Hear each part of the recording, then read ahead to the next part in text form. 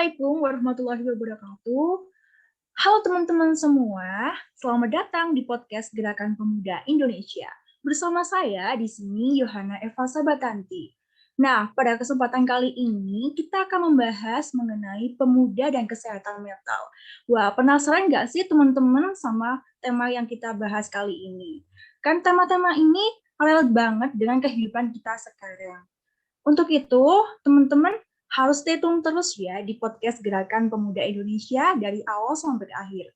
Pada kesempatan kali ini, saya ditemani oleh Bu Vivi dari Psikolog Pendidikan dan Pak Dudi dari Psikolog Klinis. Halo Pak Dudi dan Bu Vivi, apa kabar? Hai, Halo juga alhamdulillah kabar Mbak Yohana. baik. Ya. Alhamdulillah, semoga keselamatan dan kesehatan selalu berada di kita. Amin. Rasanya nggak lengkap ya kalau kita berbincang lebih jauh tetapi tidak kenalan dulu sama Bu Vivi dan Pak Didi. Alangkah baiknya kita berkenalan terlebih dahulu agar bisa sayang. Kata pepatah kan tak kenal maka tak sayang. Untuk itu, untuk Bu Vivi dipersilakan untuk mengenalkan diri. Oke, baik. Terima kasih Mbak Yohana. Assalamualaikum warahmatullahi wabarakatuh. Selamat siang dan salam sejahtera untuk kita semua. Alhamdulillah pada kesempatan ini ya kita bisa berada di sini. Saya Vivi Ade Cerliana, biasanya bergerak di bidang pendidikan sih intinya. Pendidikan mulai dari pendidikan PAUD sampai perguruan tinggi. Cuman yang pakarnya habis untuk ini adalah Pak Dudi, itu keren. Nah, jadi kalau saya memang berada di pendidikan, saya memegang beberapa sekolah untuk menjadi psikolog pendidikan di dalamnya. Nah, itu seperti itu, berkecimpung untuk kegiatan adalah mempunyai biro psikologi. Alhamdulillah baru buka satu biro lagi. Mudah-mudahan bisa bersama-sama membersamai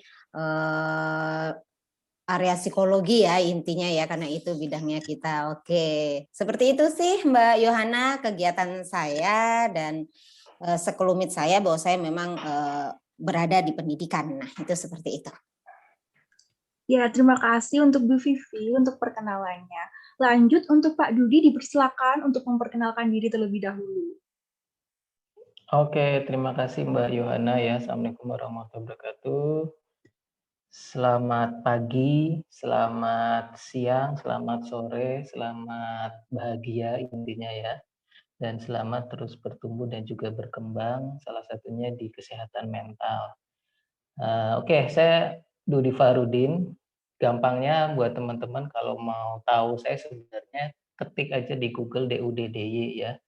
Udah nanti ketemu sendiri DUDDY langsung yang pertama atau yang kedua itu Fahrudin gitu. Jadi di situ saya banyak menulis, saya punya blog juga namanya mindfulnessia.id. Jadi tulisan-tulisan saya semuanya tersebar di sana, kemudian di beberapa ya ada juga ya media online juga ada di situ. Apapun yang saya ada di dalam pikiran saya, kemudian saya ingin tuliskan, kemudian saya sharekan di situ ya. Oke, selain itu ngajar juga di Cirebon di Fakultas Kedokteran sambil mengasuh teman-teman mahasiswa ya yang misalkan mereka biasanya kan galau ya pemuda ini, kemudian overthinking, kemudian apalagi ya putus cinta, biasalah yang kayak gitu ya. Justru permasalahan akademik sih jarang gitu kan, karena ya cerdas-cerdas lah, apalagi dokter-dokter yang sangat keren dan juga mereka punya cita-cita yang mulia untuk menjadi dokter yang bisa memberikan kebermanfaatan kepada orang lain. Nah, kemudian ya selain itu kadang-kadang, ini sih kadang-kadang kalau Bu Vivi kan tadi banyak memegang sekolah ya. Kalau saya sih paling kalau ada klien ya sebulan sekali gitu kan ya, paling banyak seminggu sekali ya. Jadi sebulan paling cuma 4 ya, itu di luar klien mahasiswa ya yang di kampus kayak gitu. Dan biasanya justru malah di luar Cirebon. Jadi saya yang jalan-jalan kemarin misal dari Pekalongan, kemudian dari Jogja. Saya juga nggak tahu ya kok kenapa banyak psikolog di Jogja, banyak psikolog misal di Bandung, di mana gitu. pengennya saya kayak gitu. Beda rasa Pak Dudi. Jadi Iya, beda kudu rasa. ngerasain dulu, nanti baru deh candu.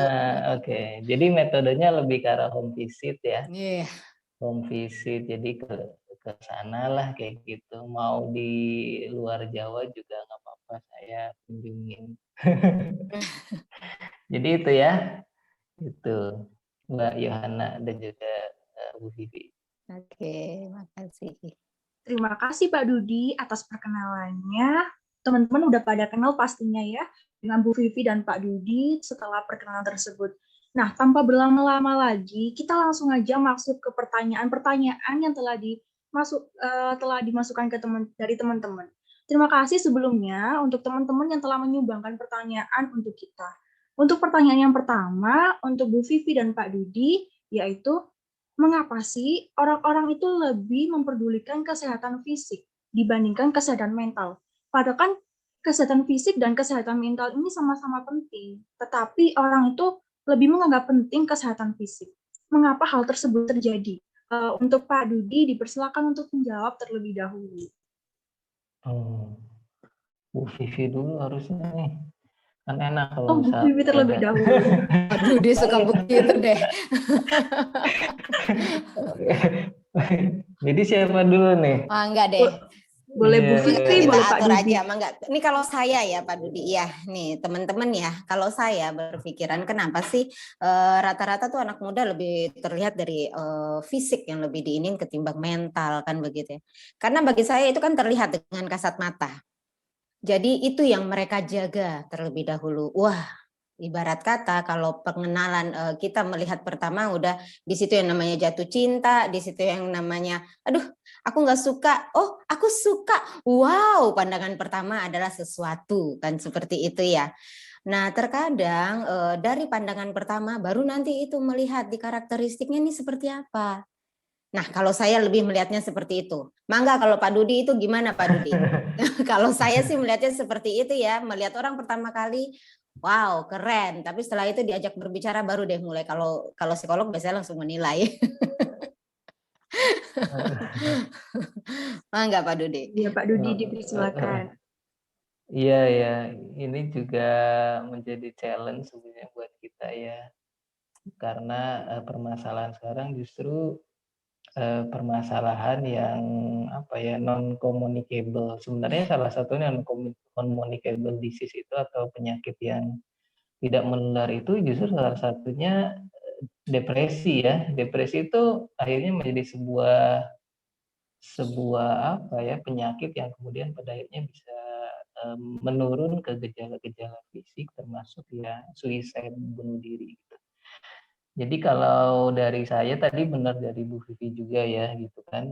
Zaman-zaman saya waktu muda ya, ya sekarang juga pasti masih muda. Masih muda, Pak. Jiwa muda. Zaman SMP ya puber lah biasalah SMA kayak gitu kan ya beli apa kayak gitu ya beli ya pokoknya badan itu diwangiin ya kemudian minyak rambut dan sebagainya. Justru kalau sekarang udah mulai berkurang kayak gitu.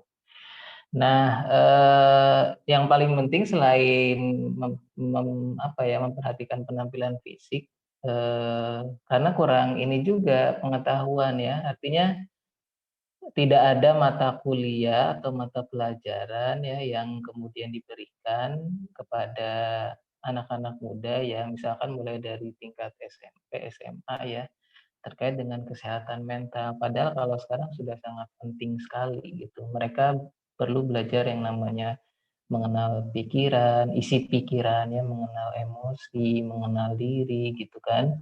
Kadang-kadang saya nanya ke mahasiswa minat, cita-cita dan sebagainya itu kan tugas perkembangan remaja ya usia 13 sampai ya 20 lah meskipun mereka masih remaja remaja akhir tapi masih banyak yang bingung. Nah, ini kan sebenarnya menjadi PR kita semua.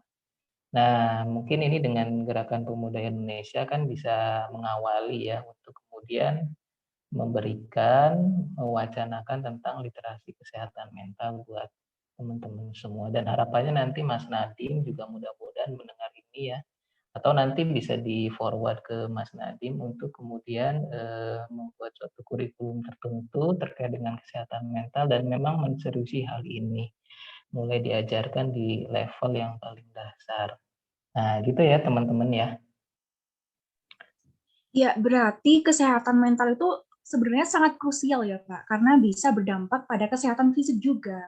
Tapi karena kurangnya pemahaman pada masyarakat sekitar, akhirnya orang-orang itu melihatnya dari fisiknya saja dan tidak memperdulikan mentalnya. Nah, untuk menghindari gejala-gejala gangguan mental, apa saja sih, Pak, faktor-faktor yang membuat orang itu mengalami gangguan mental atau mentalnya terganggu? Oke, mentalnya, jiwanya ya terganggu gitu. Faktornya ya banyak ya. Artinya ini kalau membahas yang namanya etiologi atau ya faktor penyebab atau faktor risiko, bisa mulai dari genetik, bisa ya gitu kan ya, misal dari orang tua gitu, yang kemudian menurunkan sifat-sifat yang kemudian terkait dengan gangguan psikologis tertentu. Tapi sebenarnya genetik itu kan sifatnya on dan off ya. Artinya kita juga jangan terlalu ini ya, wah ini karena gen, tapi sebenarnya gen itu sekarang justru mulai bisa dimanipulasi, diubah, asalkan lingkungannya bisa mendukung ya, kemudian itu bisa bisa berkurang gitu. Nah, justru yang paling dominan sekarang itu justru lingkungan. Apalagi dengan dunia yang terus berubah ya, sekarang dunia digital dan sebagainya. Orang tua itu sekarang bagi anak-anak muda ya, anak-anak dan juga anak muda itu menjadi banyak ya, selain orang tua kandungnya, orang tua dari internet ya, dari YouTube, dari mana, itu kan orang tua juga apa yang mereka lihat, dengar, dan rasakan. Kalau tidak bisa memfilter, ya akhirnya kemudian tidak punya teladan, tidak punya guru dan sebagainya, akhirnya bisa ini menjadi sebuah penyebab munculnya gangguan psikologis tertentu ya, gitu kan. Jadi sekarang kayak misal depresi, kecemasan dan sebagainya justru malah sumbernya lebih banyak dari lingkungan ya, khususnya sekarang di dunia digital ini, gitu. Baik, berarti kan ini eh, gangguan mental ini bisa terjadi sejak dini. Nah, kalau untuk Bu Vivi sendiri, kalau ada anak yang mengalami gangguan mental sejak masih kecil, itu bagaimana cara mengatasinya sebagai orang tua mungkin atau sebagai kakaknya? Iya, kalau kalau di beberapa kasus yang saya temukan, memang untuk di anak banyak kali gangguan mental. Jadi ada beberapa jenis ya. Kalau mau kita lihat di anak itu yang sering terjadi kalau di pendidikannya dia di mata pelajaran tidak ada permasalahan, di pembelajaran baik-baik saja dengan tingkat intelijensi is okay. Tetapi banyak kasus yang terjadi adalah anak memiliki gangguan kecemasan gitu loh. Nah, gangguan kecemasan ini yang misalnya saya temukan di beberapa tingkat SD. Nah, intinya adalah dari pola pengasuhan orang tua, itu yang paling penting.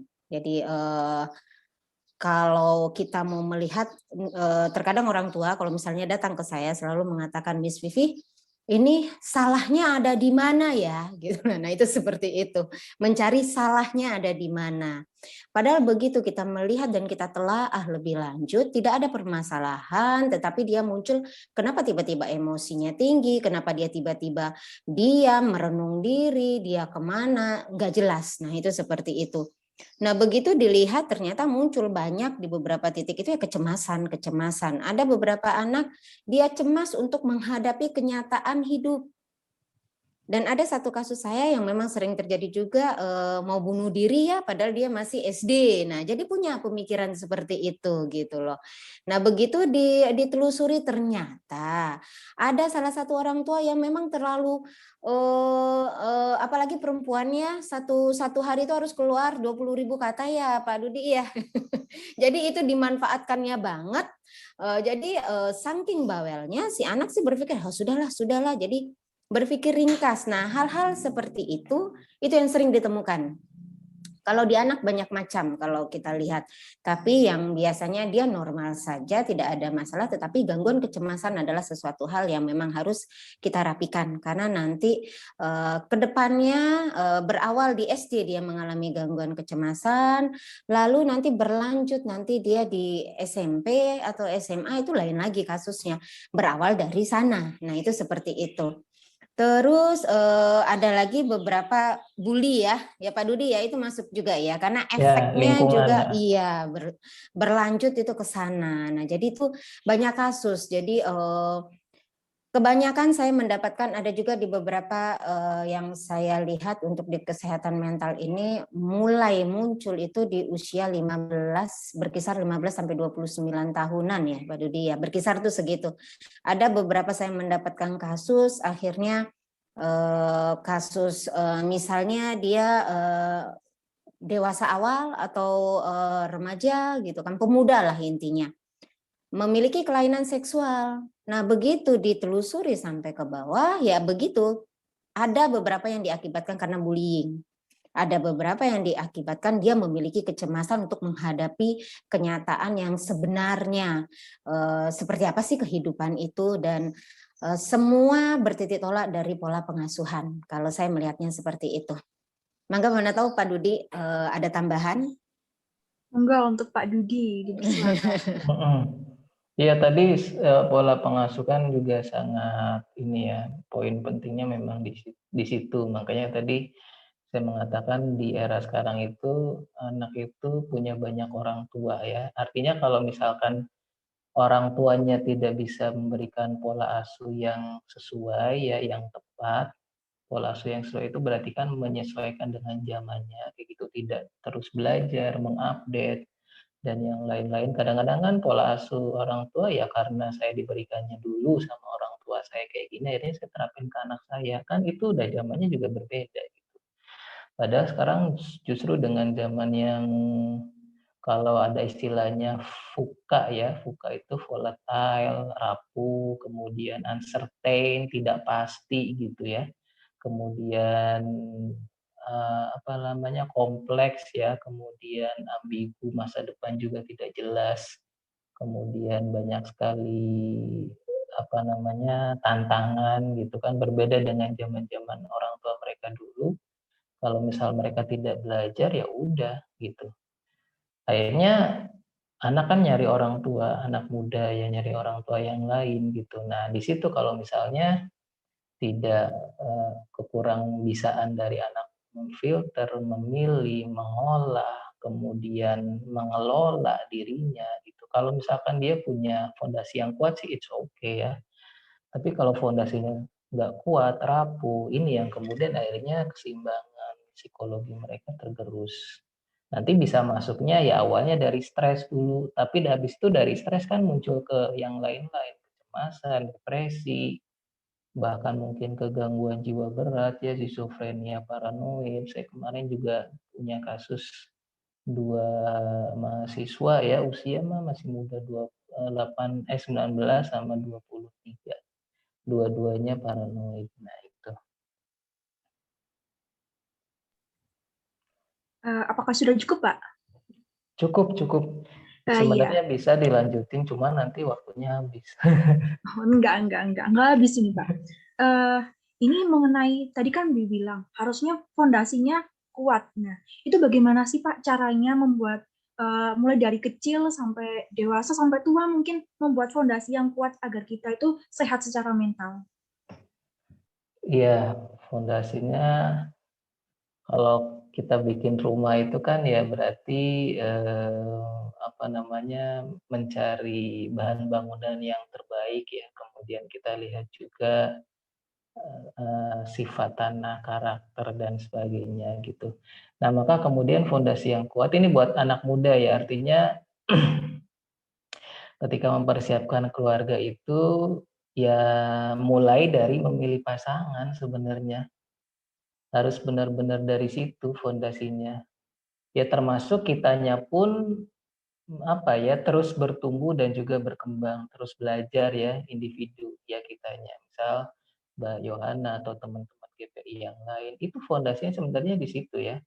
dan kemudian terus mengupdate ilmu gitu kan, termasuk ya misalkan kalau kitanya punya permasalahan ya gitu kan, saya punya misalkan padahal saya punya depresi, saya punya bipolar dulunya, it's okay, nggak masalah, banyak kok sekarang yang depresi gitu. Tapi kemudian terus belajar, kemudian kitanya juga memperbaiki diri, kemudian kita tidak segan ya untuk kemudian ke psikolog, ke psikiater atau kemana untuk ditangani, sehingga kemudian relief, lepas, kemudian healing, sembuh, kemudian berkeluarga, kemudian oh gini gini gini gitu kan ya. Dari situ mulai menyeimbangkan yang namanya antara kerja, keluarga, ya artinya nggak kebanyakan kadang-kadang kan kita itu apalagi anak muda ya, semangat kerja, diforsir dan sebagainya. Kemudian ada satu sisi aspek keluarga mungkin ya agak sedikit ditinggalin atau misalkan LDR ya jauh-jauhan gitu. Saya punya kasus juga yang LDR ya sebenarnya nggak jauh antara wilayah Ciayu Majakuning sama Jakarta ya. Cuman suaminya itu ternyata nah selingkuh ya. Sekarang mulai marak juga selingkuh gitu kan ya. Nah itu udah lama konsulnya sama saya gitu kan. Cuman ya memang fondasi dari suaminya ini yang apa ya, yang eh, apa? Mungkin dia nggak terlalu mikirin kesehatan mentalnya gitu dan dia merasa fine, saya tidak ada masalah gitu. Tapi ketika kita melihat termasuk ini contoh aja ya, artinya ketika saya melihat orang tua si suaminya pun ternyata karakter ayahnya itu mirip-mirip gitu, satu dua dengan dia gitu. Nah sebenarnya kalau kita menjadi anak, kita harus coba mengamati karakter kedua orang tua kita juga. Mana yang baik, mana yang buruk, kemudian mana yang kemudian berpotensi menyebabkan suatu kesehatan mental yang buruk, rendah, itu pasti ada di diri kita. Maka kemudian coba cek di diri kita ada enggak gitu. Misalkan sifat yang terlalu egois, sifat yang terlalu selfish, mementingkan diri sendiri, kemudian mungkin termasuk yang malas-malasan dan sebagainya, atau malah pengen segalanya diurusin ya sama kita kan ada juga orang tua tuh yang kayak gitu karena takut nanti misalkan anaknya pokoknya nggak mau ini anaknya nggak mau capek ya udahlah orang tua yang ngurusin tapi itu kan nggak ini juga nggak baik juga ya gitu. Nah coba cek di diri kita karena itu sebenarnya yang tadi saya bilang gen sifat ya sifat-sifat yang ada di orang tua kita kemudian orang tua juga nurun dari nenek buyut dan sebagainya kita coba cek di situ ada nggak di diri kita kadang-kadang itu kan tidak disadari loh sebenarnya ya baru sadarnya itu ketika misalkan sudah mengalami ya kejadian peristiwa gitu. Nah, coba kita membuka diri diri kita juga, mengecek ke dalam ya siapa sih diri kita gitu. Nah, kuncinya di sini ya intinya kembali mengenal diri. Kalau sudah mengenal diri, kenali pasangan, kemudian belajar ya pola pengasuhan, belajar sekarang zamannya seperti apa sih, kemudian nanti pendidikan yang terbaik itu seperti apa. Ajarin juga mengenalkan emosi, pikiran ya kepada anak-anak sehingga kemudian nanti usia 7 itu 0 sampai 7 itu sudah fondasi awal, kemudian 7 sampai mulai ke akil balik ya itu fondasi yang kedua. Kemudian fondasi ketiga akil balik sampai mulai siap menikah itu fondasi yang ketiga. Nah, ketika eh, ininya oke ya 1 2 3-nya oke udah lepas sebenarnya gitu atau 1 2-nya oke ya akil balik itu sebenarnya udah mulai mikirin apa ya bukan bukan mikirin tapi anak muda itu harus benar-benar melihat kenyataan dunia yang sesungguhnya jadi orang tua benar-benar harus sudah memperkenalkan yang namanya dunia. Dunia itu ya seperti ini, kerja itu seperti ini gitu. Kemudian termasuk banyak yang kesehatan mentalnya terganggu itu gara-gara ini. Itu harus benar-benar dikenalkan setelah akhir balik ya. Gitu. Jadi jangan terus dikungkung terus ya di rumah atau gimana. Nah, gitu buat teman-teman juga ya mulai setelah akhir balik belajarlah yang banyak, terutama khususnya kesehatan mental. Itu fondasi. Iya, itu kan fondasi yang mulai dari keluarga. Kalau kita sudah misalkan udah keluar kan, kayak misalnya sekarang udah menuju remaja, menuju dewasa. Terus kan itu ada fondasi juga untuk pertemanan kita dengan orang lain. Kadang kita itu saat dewasa itu, bukan dikatakan dewasa ya, remaja gitu, bingung antara kita mau membantu teman, padahal itu mengorbankan diri kita. Bagaimana ya itu katakan ini problem remaja semuanya sih menurut saya. Jadi Iya, merasa nggak enakan gitu. Itu merasa bagaimana, Mbak? enakan. Ya, memang itu ya yang sering-sering terjadi ya. Benar kalau kita tarik tadi dari ibarat kata bagaimana sih untuk mempersiapkan diri sendiri dulu yang tadi Pak Dudi udah sampaikan bahwa kenali dulu diri sendiri kan begitu ya. Kalau kita udah kenal, nah, tadi Pak Dudi juga mengatakan lanjut ke pasangan, ke lingkungan. Nah, kalau menurut saya sih bagaimana hematnya kita supaya tidak ibarat kata nggak enakan nama teman itu yang sering banyak terjadi karena nggak enakan akhirnya terjerumus biasanya.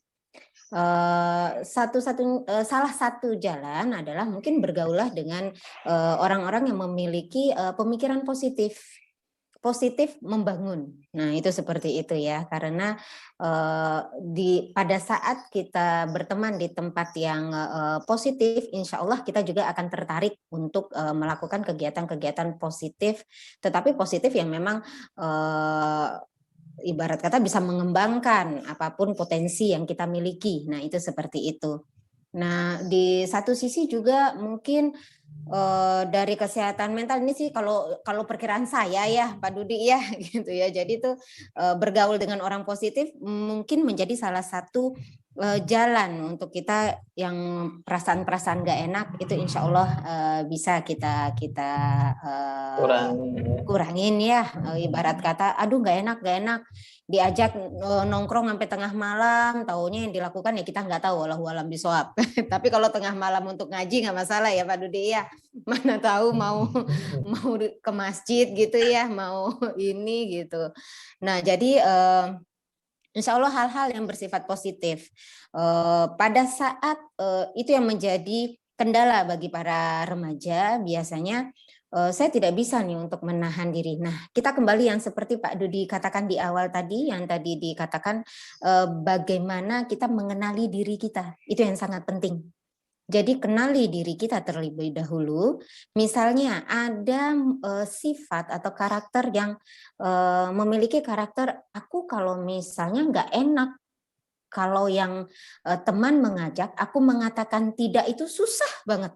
Nah, jadi itu seperti itu. Berarti apabila ada teman-teman yang seperti itu, anak ini tidak bisa untuk menolak, ya kita mengurangi untuk berada di lingkungan yang memang tidak baik menurut kita. Nah, itu seperti itu. Yang di awal memang harus kenali dulu diri sendiri kita terlebih dahulu. Pada saat kita sudah tahu diri kita juga bisa untuk mencermati, wah teman yang positif menurut saya seperti ini loh. Karena saya tahu sifat saya ini, kalau saya ngikut terus ya ngikut aja tanpa bisa saya memfilter mana yang baik, mana yang buruk. Nah itu seperti itu.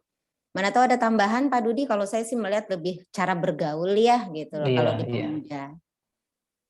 Iya, kita perlu mengenali salah satu mengenali diri itu mengenali pikiran yang muncul ya. Misalkan itu kan ada berada di situasi tertentu ya. Situasinya misalkan ada teman datang ke rumah, yuk main yuk gitu kan ya. Ngapain trek-trekan misalkan ya. Oh pokoknya balapan motor atau gimana ya kayak gitu. Sementara misal kitanya lagi mau belajar persiapan ujian nasional atau misalkan ya sesuatu yang memang lebih penting dari itu. Coba dicek saat itu pikiran kita yang muncul. Dicek ya, dikenali pikiran kita yang muncul saat itu. Kadang-kadang kan pikiran yang muncul misalkan, oh kalau saya misal menolak, saya nanti dijauhin sama teman. Pikiran ini yang misalkan yang muncul ya. Padahal di satu sisi ada pikiran yang lain, saya ini mau ujian gitu. saya butuh belajar. Nah, itu kan sebenarnya akhirnya pertentangan atau konflik antara dua itu. Maka kemudian kita coba mendamaikan keduanya, gitu kan. Kemudian belajar untuk mengambil keputusan yang terbaik ya, kayak gitu. Jadi emang perlu mengenali karena semuanya tuh sifatnya serba cepat, serba otomatis dan kadang-kadang bukan lagi kadang-kadang tapi seringnya kita itu tidak mengenali pikiran kita sendiri. Gitu. Nanti kalau misal susah, minta tolong ke psikolog. Jadi ke psikolog itu nggak harus gangguan jiwa, gangguan mental, sakit. Bilang aja, saya ini mau belajar mengenali pikiran saya. Saya ini mau belajar mengenali emosi saya. Saya ingin punya kualitas emosi yang bagus. Saya ingin punya cara mengelola pikiran saya gitu kan. Nanti pasti diajarin kok ya. Nah, kayak gitu. Nah, baik Pak. Ini ada permasalahan juga nih. Biasanya kalau kita udah remaja menuju dewasa itu biasanya kita udah mengenali seperti tanda-tanda kita mengalami gangguan mental itu sudah mengenali. Tapi takut untuk ke psikolog gitu. Apakah suatu gangguan-gangguan ini bisa diselesaikan dengan diri sendiri tanpa ada bantuan dari psikolog atau orang yang profesional? Ya, tergantung orangnya ya gitu. Kalau misal orangnya ada juga tipe orang yang dia self learning. Jadi belajar gitu kan ya, kemudian ya udahlah saya ini punya permasalahan psikologi. Apa namanya disadari sama dirinya. Kemudian akhirnya dia mengambil kuliah jurusan psikologi. Jadi yang kuliah di psikologi itu kan sebenarnya rawat jalan ya. Jadi merawat diri, rawat jalan gitu. Ya mungkin sekaligus rawat inap. Nginepnya di BEM prodi di BEM fakultas kayak gitu. Mandinya ya di situ di masjid kampus gitu kan ada juga ya gitu. Bisa seperti itu. Kemudian dia sambil berinteraksi dengan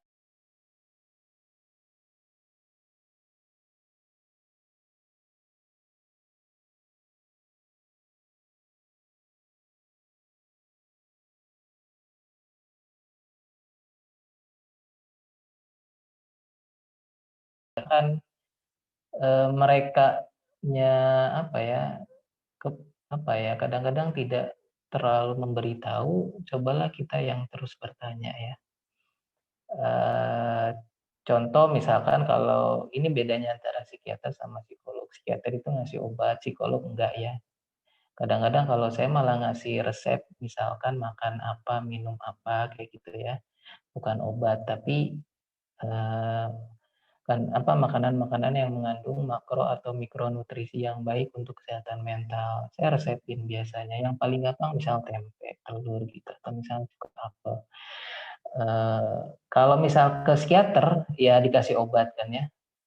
Itu kita wajib tahu. Kalau misalkan psikiaternya nggak ngasih tahu ini obat apa, efek sampingnya apa, gitu, bla bla bla bla bla. Pokoknya udahlah, pokoknya minum 3 kali sehari. Kemudian gini. Nah kita kan kadang-kadang ya udah pasrah percaya. Tapi justru di situ kita wajib tahu dan sebenarnya psikiater pun wajib memberitahu gitu kan. Nanti dosisnya sekian, nanti harapan sembuhnya adalah sekitar sebulan lagi, nanti sebulan lagi itu dosisnya dikurangin gitu-gitu. Nah, sebenarnya di situ peran peran kita ya gitu. Jadi jangan cuman hanya menerima, termasuk ke psikolog juga jangan hanya cuman menerima gitu. Nah, ketika kita terus belajar, kita akhirnya semakin kenal, semakin tahu diri kita, dan kemudian akhirnya kita jadi lebih tahu bagaimana menyesuaikan diri ya secara adaptif di lingkungan. Karena kalau kesehatan mental kita rendah atau buruk itu kan perilaku kita yang terlihat itu perilaku yang maladaptif, yang tidak sesuai ya. Kita tidak sesuai dengan norma, tidak sesuai dengan apa yang ada di lingkungan gitu.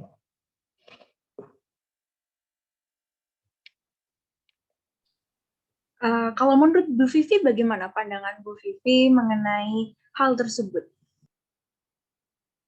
Ya, kalau saya sih hampir sama ya seperti Pak Dudi gitu loh.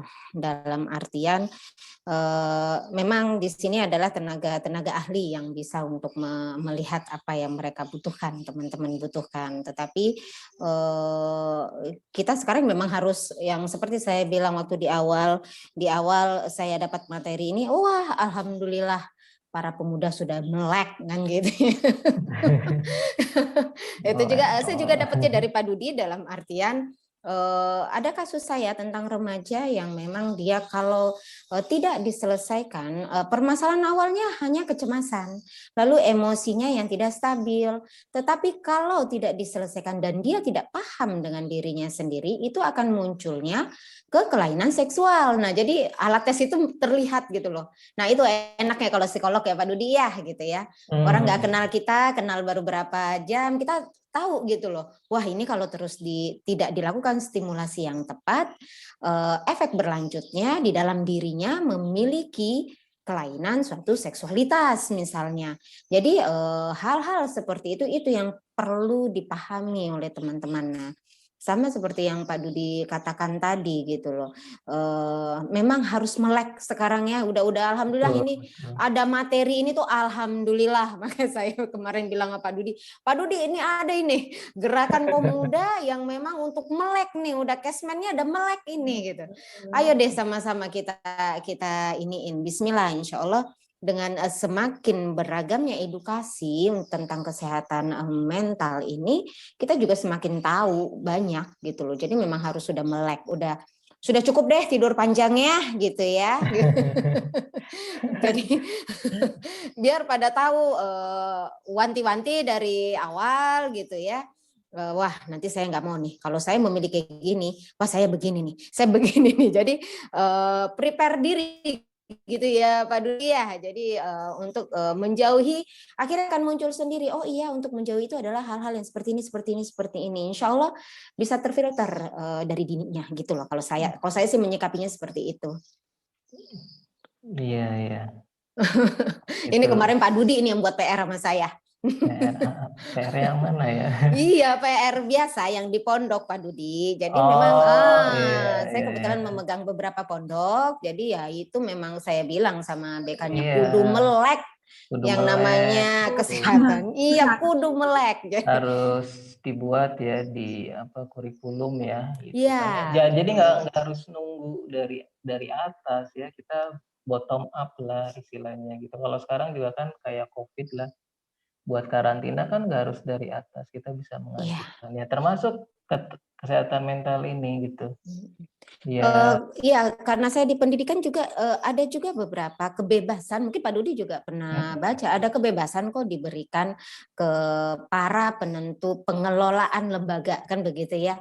Jadi diberikan kebebasan untuk mereka membuat kurikulum yang memang membangun yang dibutuhkan untuk lembaga itu. Dan masing-masing lembaga itu kan budayanya beda-beda juga. Yang dibutuhkan sama budaya lembaga itu juga berbeda-beda. Nah, itu seperti itu gitu loh. Kalau saya sih menyikapinya lebih seperti apalagi kalau dari usia dini juga mungkin bisa Pak Dudi. SD ya, intinya mah SD SD seperti udah bisa. udah Kalau bisa belum itu kan seperti tanggung jawab orang tua. iya ke orang tuanya. Kita lakukan melalui parenting. Nah, itu seperti itu. Mangga Pak Dudi. Ini keren ini masalah ini alhamdulillah. Ya nanti harapannya ini kan wacana ya gitu Ya, kan ya. wacana. Nanti cobalah di apa ya, kayak mudah-mudahan sih akhirnya menjadi sebuah kebijakan gitu. Nggak tahu nanti linknya kemana, kan ini podcast yang juga sangat bermanfaat ya. Di situ kita pada akhirnya membuka kesempatan, membuka yang selebar-lebarnya ya, kemudian untuk anak-anak muda belajar tentang kesehatan mental ya, seperti itu. Iya. Nah kalau udah sifatnya pengobatan ya, kuratif, itu sebenarnya nggak seimbang tenaga psikologi dengan banyaknya kasus Iya. di Indonesia gitu. Termasuk ya kita juga perlu memfasilitasi ya berbagai pembelajaran learning ya. Kalau di luar negeri itu misal saya kemarin baca juga di Stanford University membuka apa ya, semacam mungkin brevet, tapi itu bisa masuknya ke S2 malah levelnya gitu, khusus belajar tentang salah satu teknik terapi berbasis mindfulness. Dan itu siapapun yang ikut. Dan kemudian ada salah satu yang ikut itu penderita depresi. Jadi penderita depresi ikut ya, kemudian ya di situ pasti diterapi dan sebagainya. Akhirnya dia depresinya rilis ya gitu kan, hilang. Kemudian dia mengkampanyekan pentingnya untuk eh, menyembuhkan penyakit depresi ini dengan ya salah satu metodenya itu gitu. Nah gitu ya. Jadi setidaknya harus mulai ke arah sana gitu. Nah, itu kan kalau dari kebijakan ya Pak, dari sisi kebijakan. Kalau dari sisi pemuda, bagaimana sih cara pemuda itu bisa mengambil peran untuk menyelesaikan isu-isu kesehatan mental ini? Jadi bisa bergerak untuk membantu para psikolog mungkin atau psikiater. Bagaimana caranya? Caranya sebenarnya ngeberesin diri sendiri ya. Cara yang paling baik. Selama ini kita seringnya ngeberesin orang lain ya, termasuk psikolog ya gitu kan. Kalau saya Diri sendiri nggak beresin kelar orang, gitu. diri sendiri malah capek, malah stres, Amburadul. depresi gitu kan. Aduh. Eh, Kalau saya emang pendekatannya kembali ke personal, ke diri kita. Ketika kita beres, akhirnya lingkaran kita ya di sekitar kita itu ya semacam keluarga itu juga bisa beres ya, minimal soal keluarga inti gitu kan ya. Gitu. Nanti mereka pun akan menyebarkan hal itu. Kita akhirnya istilahnya itu kalau apa ya, kita itu istilahnya memberikan pengaruh tapi bukan sebagai seorang influencer ya. Influencer kan, kalian harus gini gini ini gitu kan ya. Fokusnya memang ketika membenahi diri nanti sebenarnya membenahi lingkungan keluarga, membenahi lingkungan sekitar rumah gitu ya, gitu. Dan yang lain-lain pasti akan menjadi riak sendiri gitu. Kepakan sayap di sini nanti akan berpengaruh di daerah yang lain gitu. Nah selain itu ya boleh misal kayak tadi ya kampanye, termasuk ini podcast gitu kan yang sangat membantu sekali gitu.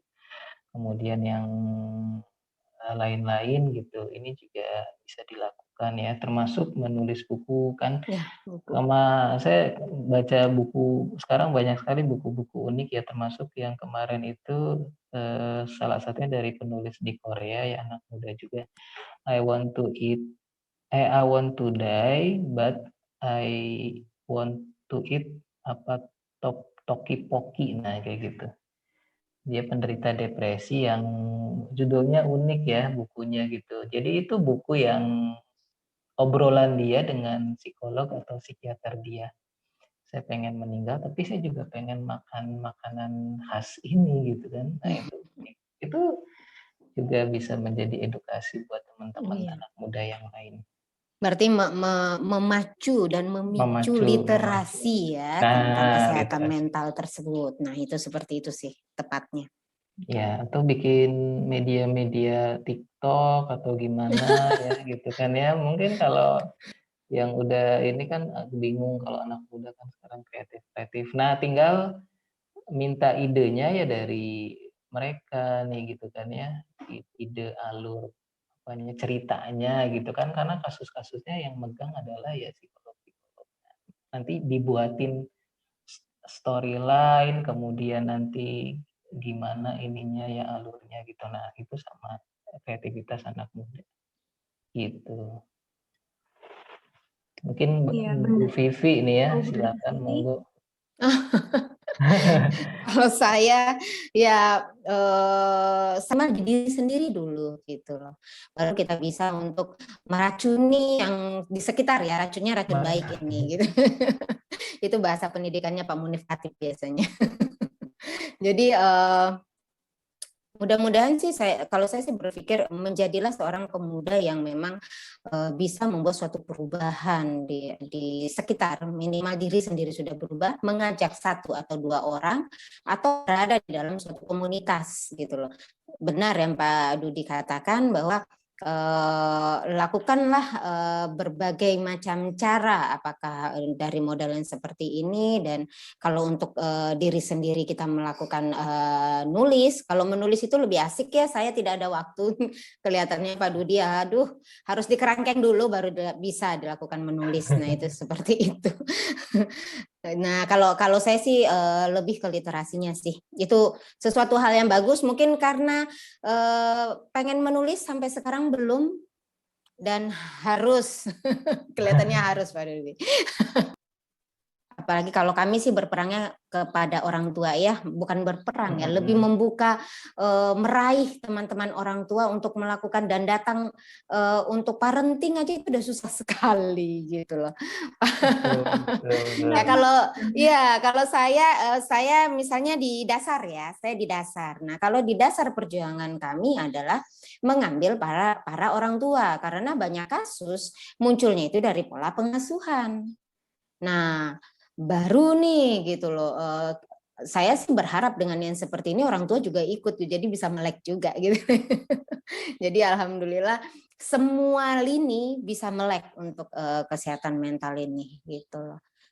Nah itu sih seperti itu, karena banyak orang tua yang merasa anaknya baik-baik saja, oke-oke saja, begitu masuk ke usia menengah pertama, menengah atas, kuliah ada sesuatu bom waktu yang sudah meledak gitu loh.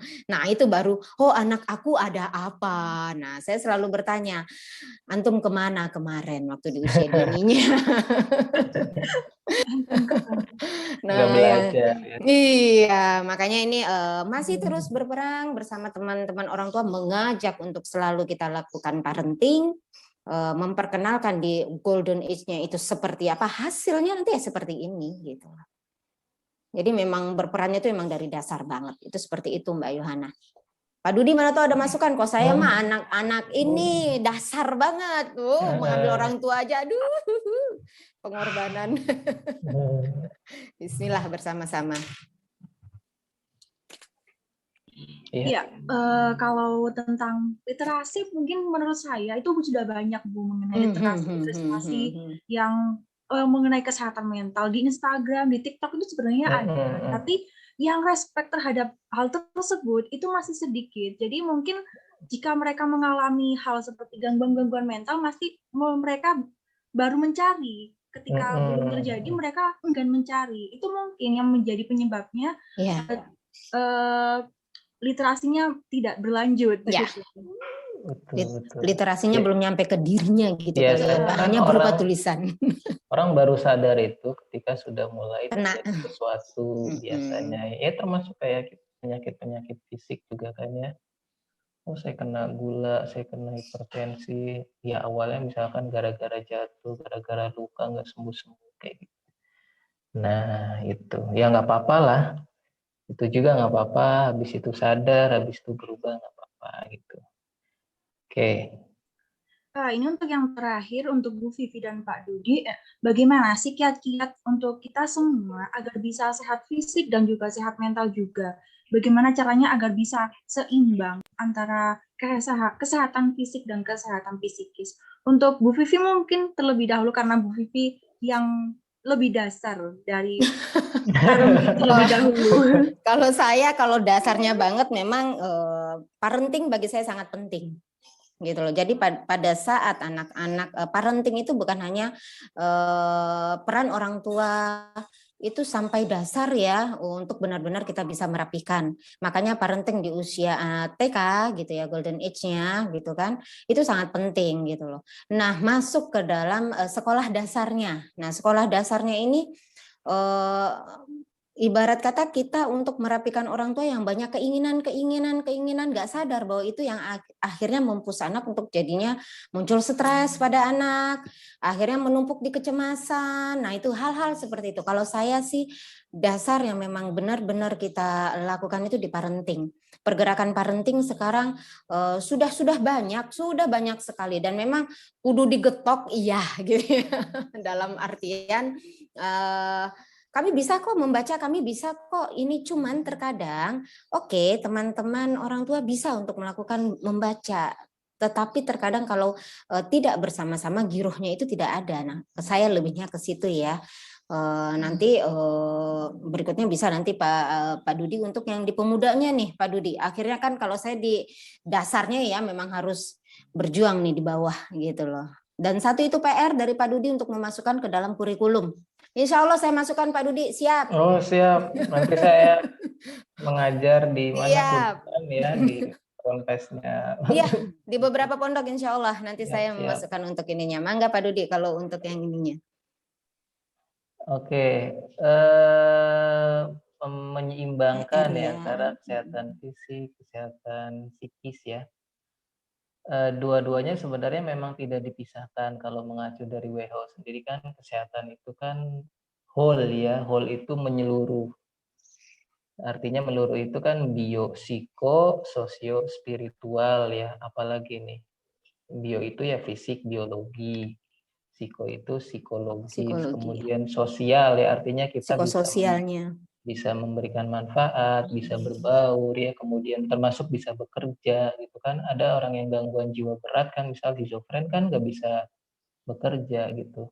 Rawat diri sendiri udah bagus ya. Dan kadang-kadang justru banyaknya juga rawat diri sendiri juga susah gitu, kayak mati sendiri dan sebagainya. Nah, fungsi sosialnya terpenuhi, kemudian fungsi spiritual ya, terkait menjalankan ya aktivitas keagamaan sesuai norma gitu kan ya, termasuk punya kualitas kesabaran gitu, kualitas kebersyukuran, itu kan spiritual gitu. Artinya orang yang sehat itu memang kita tidak bisa memisahkan satu ya, fisik aja, psikis aja, kemudian sosial aja. Maka kemudian ini menjadi sebuah PR juga, kemudian menjadi tuntutan lah, bukan hanya tugas sih, kalau nanti buat orang tua, bahwa memastikan anak muda ya, tadi kalau Bu Vivi fondasinya anak usia dini gitu kan, terus dipantau biopsikososio spiritual, nanti lihat perkembangan nanti di remajanya seperti apa biopsikososio spiritualnya, kemudian mau menikah seperti apa gitu kan. Nah, ketika sudah oke, saya bisa lepas, udah nanti kedepannya akan insya Allah nggak ada masalah gitu kan. Nah, gitu ya, termasuk sekarang juga hikmah pandemi COVID juga kan ya, COVID itu menyerang sistem apa sih? Kan ada yang bilang pernapasan, ada yang bilang enggak, tapi sebenarnya COVID itu menyerang semua sistem dalam tubuh. Nggak bisa satu-satu. Pernapasan iya, pencernaan iya ya, diare kan ya, gejala-gejalanya.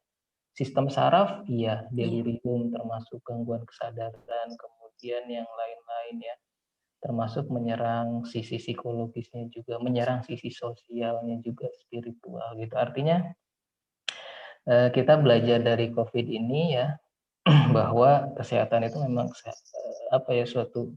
suatu kondisi yang sehat yang secara menyeluruh gitu. Jadi buat anak muda ini pun jadikanlah sebuah agenda ya, agenda pencapaian. Pencapaian itu bukan dapetin cowok keren, cewek cantik gitu. Kemudian punya duit banyak, bisa traveling ke mana negara. Mereka itu akan bisa tercapai kalau kitanya sehat. Kalau kitanya tidak sehat, mereka tidak akan bisa tercapai. Nah, mindset ini dulu yang kemudian diutamakan. Kita harus punya value. Sehat ini ada di urutan keberapa sih? Coba cek ya. Dari 1 sampai 5, value yang namanya sehat ini ada di urutan keberapa? Jangan-jangan 1, pacar misalnya. Kedua, sekolah mungkin boro-boro juga ya. Misal temen. 3, apalagi materi, duit gitu kan, yang lain-lain. Itu cobalah mengagendakan diri kita untuk kemudian sehat ini menjadi nomor utama kayak gitu ya. Oke, ada sebuah cerita mungkin sekaligus yang bisa menjadi inspirasi. Ini ceritanya sumbernya dari salah satu tokoh spiritual yang namanya Dalai Lama gitu. Dalai Lama ini orang yang sepuh tapi mungkin nggak tahu ya apakah pernah sakit atau enggak gitu. Tapi sekarang usianya juga udah sepuh sekali. Dia ini pernah diwawancara sama wartawan ya, Apa yang membuatmu bingung? Jadi pertanyaannya itu pertanyaan yang sangat filosofis. Apa yang membuatmu bingung? Jawaban beliau itu manusia. Wah, ini kan wartawannya juga kaget ya. Oh, loh kok kenapa manusia? Apa yang ada di dalam pikiranmu tentang manusia ini? Nah, kemudian baru dijelaskan ya oleh Dalai Lama ini. Jadi manusia itu ketika muda ya, dia itu mencari uang sebanyak-banyaknya, dan kemudian ketika usianya menjelang tua, dia ini menghabiskan uangnya demi kesehatannya. Gitu. Oke, mungkin bukan hanya menjelang tua, tapi usia 40 udah keropos ya, kayak gitu. Oke, Iya baik. benar itu. Mulai sekarang, jadilah agenda buat diri kita, anak-anak muda, itu menjadi sebuah prioritas ya. Semuanya dipenuhi, dan itu kalau kitanya tidak bisa sehat, ya kita juga nggak bisa ngapa-ngapain juga ya. Itu mungkin Mbak Bu Vivi, Mbak Yohana ya. Iya, memang kesehatan itu nomor satu dan jika kita sehat, maka semuanya itu akan mengikuti. Apa yang kita inginkan itu bakal mengikuti, mengalir begitu ya Pak dan Bu Vivi. Iya. Kita sudah di penghujung acara, mungkin dari Bu Vivi atau dari Pak Dudi memiliki closing statement atau pesan untuk pemuda-pemuda di Indonesia, bagaimana tentang kesehatan mental itu pentingnya bagaimana. Dipersilakan untuk Bu Vivi terlebih dahulu. Oke, saya singkat aja sih. Beri waktu untuk dapat mengenal diri sendiri terlebih dahulu. Itu aja. Karena mengenal diri saja sangat susah. Bagaimana masuk step berikutnya kan begitu. Nah, Pak Dudi yang panjangnya. Nah itu Karena kudu statement kenal. Jadi saya kalau itu. nggak kenal maka tak sayang. Kenali diri sendiri dulu, baru bisa untuk melanjutkan apapun itu. Gitu Pak. Kalau saya ya singkat, padat, kena gitu. Ya, betul-betul. Nanti kalau udah kenal diri sendiri, ke yang lain-lainnya akan mudah ya. Ya. Insya Allah mudah. Jadi nanti masuk step berikutnya sebenarnya ketika kita bisa kenal diri sendiri, kita itu akan menjadi manusia yang merdeka. Ya. Free ya, merdeka. Kenapa banyak masalah terjadi pada diri kita atau mungkin bangsa ini, karena sebenarnya kita tidak merdeka ya, bangsa ini itu sebenarnya tidak merdeka gitu. Artinya merdeka itu artinya kan berdaulat ya, berdaulat itu semua kita atur, kita kelola sendiri, tapi kenyataannya banyak sekali intervensi dari luar diri kita dan kemudian kita terdistraksi gitu kan ya, terdistraksi akhirnya kemudian menyerahkan kemerdekaan diri kita, kedaulatan diri kita, sehingga akhirnya bukan hanya diri kita yang sakit, tapi juga anak cucu masa depan kita yang sakit gitu kan. Jadi mulai sekarang investasilah pada kesehatan mental ya. Investasi itu belajar maksudnya. Investasi kesehatan mental sehingga mengenal diri dan kemudian akhirnya menjadi manusia yang merdeka. Ya, Oke, benar. dua-duanya filosofis tapi insya Allah nanti akan ketemu caranya ya. Apakah udah cukup dari Bu Vivi dan Pak Dudi? Ya, sudah Mbak. Baik, terima kasih untuk Bu Vivi dan Pak Dudi yang telah meluangkan waktunya untuk kita semua, untuk mengedukasi kita semua. Jadi teman-teman semua bahwasanya kesehatan mental itu sangat penting banget, bukan hanya sehat secara fisik saja.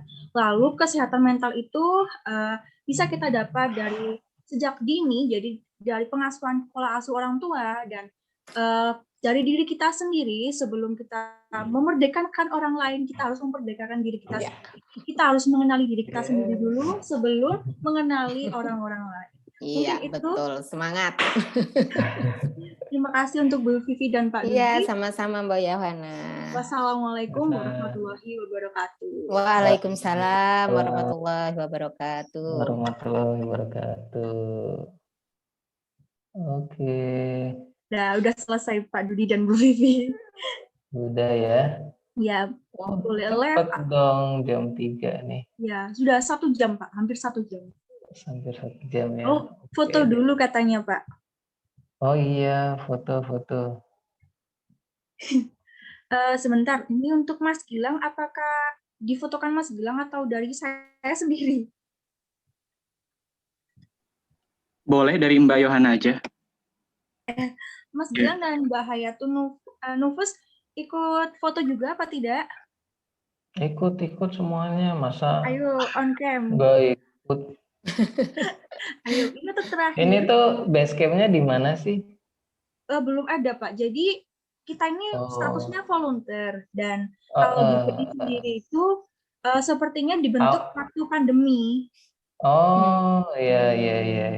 Jadi, kita bukan panitia atau pengurusnya. Kita hanya relawan. Relawan ya. Iya. Nanti bisa disambung lagi nih Pak Dudi, kan ini kan secara umum tentang Kesmen ya, kesehatan mental. Iya. Jadi kan ada poin-poin penting seperti stres itu kayak mana sih, Iya, memahami stres itu kayak mana, depresi itu kayak yang seperti apa sih, schizofrenia itu kayak mana. Nah tuh, undang Pak Dudi berikutnya tuh. Ya, keren loh, pergunakan, serius saya. Aduh. Berdayakan, aduh. Bismillah Pak Dudi. Masih episode 1 ya Bu, mungkin Iya. episode selanjutnya pasti bakalan ada lagi. Iya. Nanti saya usulin itu. Karena banyak yang harus kita kenal. Jadi biasanya tuh poin-poin seperti itu langsung tuh anak muda tertarik banget gitu. Iya. Nah, oke, kita foto. Dicopot. Nah.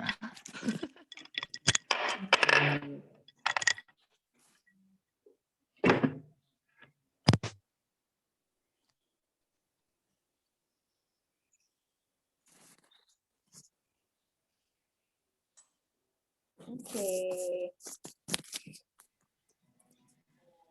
Udah nih. Kak Yohana di-unmute dulu. Jadi tadi saya bilang, tapi ternyata masih di mute. 1, 2, 3. Nah, udah. Oke, ya siap. Terima kasih Bu Vivi dan Pak Dudi sudah meluangkan waktunya. Iya, boleh keluar ini? Boleh Bu, dipersilakan. Oke, ayo Pak Dudi, assalamualaikum. Waalaikumsalam.